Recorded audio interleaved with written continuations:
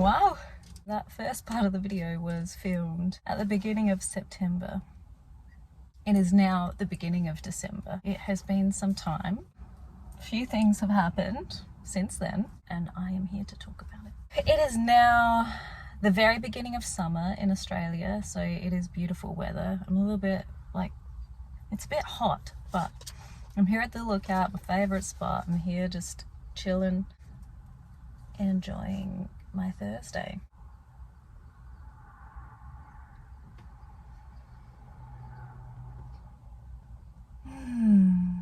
Been having some doses of vitamin D with this sunshine, which is really nice. Getting a bit of colour on the skin.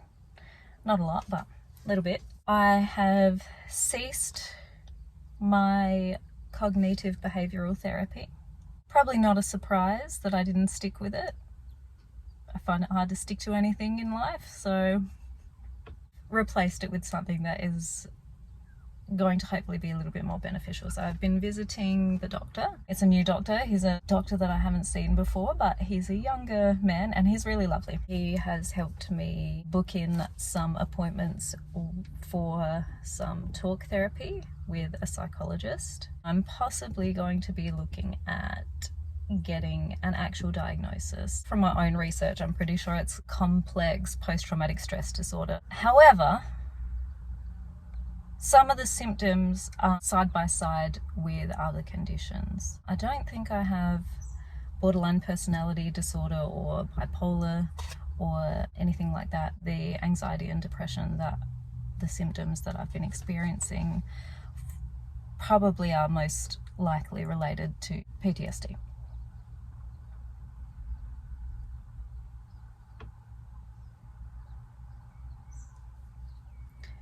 Anyway, so I am also now medicated. It may or may not be obvious. I'm feeling better. It's so I think today is 14. So I'm about week 7, almost week 8.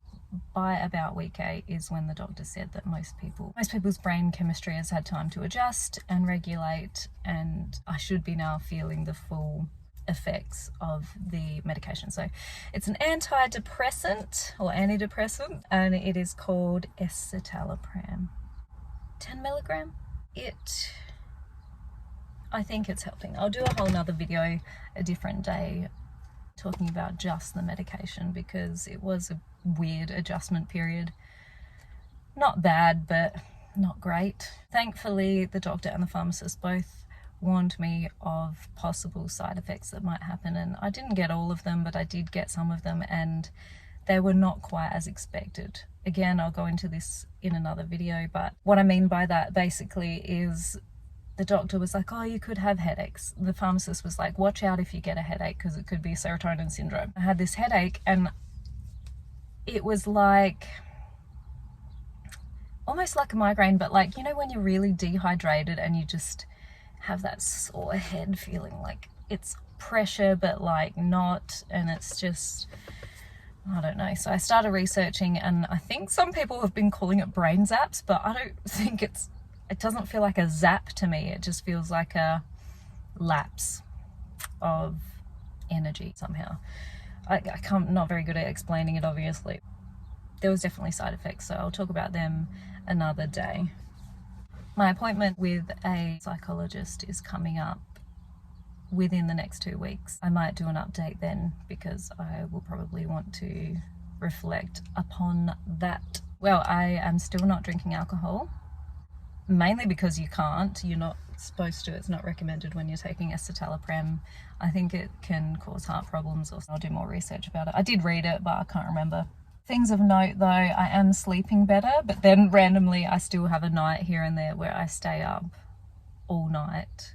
One of the nights is because I was talking to a friend and I hadn't talked to this person for a while, and I really wanted to catch up with them. So, you know, there was that. But then, yeah, other times I'm sleeping mostly okay. I've even been having naps, which I haven't done that for a long time, mostly because of time restraints and like commitments. I've just been being kinder to myself and not feeling guilty about it.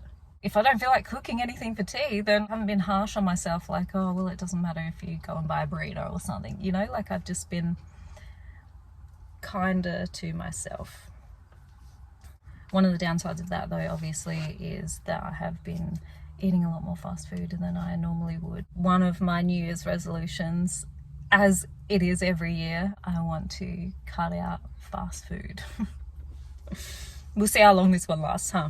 I've also been having some weight fluctuation within 2 or 3 kilos. And I think, again, that's normal with this medication. And that's fine. It's whatever. Weight is something that I try not to stress so much about. Like, I've been fat, I've been skinny, I've been bulimic. I feel like I've got it mostly under control now. Like, I would like to do more exercise. I'd like to be stronger and maybe a little bit fitter. But I feel like my cardio health is okay. My blood pressure's okay. I'm not obese. I am overweight. It's not impacting me to the point where I can't do things in life. I do have an old injury. I have a torn retinaculum. I don't know if anyone knows about anatomy and stuff, but it's basically a piece of tendon type tissue that holds one of your tendons on your ankle. So when you do dorsiflexion, it holds the tendon in place when you're doing this with your foot. I don't think it's torn completely. I wouldn't call it an acute injury. It's sort of just a chronic thing that's slowly getting worse. The only way to solve that is through surgery. And I don't really feel like having ankle surgery at the moment, especially because I'm adjusting to this medication. I don't really want to be going under anesthesia or anything like that. So put that on the lower down on the priority list. I've been making a conscious effort to reach out to people. Haven't been doing thought record. I literally have put my Mind Over Mood book away because I just don't have the time to devote to that type of a therapy at the moment. It was very self-driven type of therapy, and I'm at the point where I am needing to rely a bit more heavily on outside help and influence. So I'm doing that now. If I'm feeling down, I've been making an effort to be kinder to myself, making an effort to reach out to people. I also haven't been wanting to attend any social events though, but I think that's stemming more from the fact I don't want people to say, what have you been up to? And me be like, well, I'm on medication and blah, blah, blah. I'm still an introvert and it's still a very private journey to me. Like, I only want to open up to people I trust and people who I have created a safe little bubble with. I've also been singing a lot more and dancing a lot more, which is something that I do when I'm happy. So that's how I know that this medication's working. The medication may change though after I have a few sessions with a psychologist. Delve more into what I'm actually dealing with and if I get any kind of diagnosis of why I'm feeling the way I'm feeling.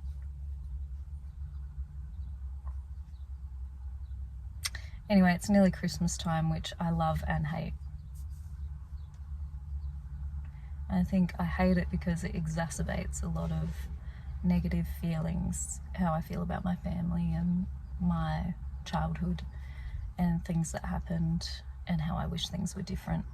And I know that's wasted energy wishing that things were different, but I think it's because I just haven't taken the time or haven't really known how to deal with it in any other way. So I just kind of dwell.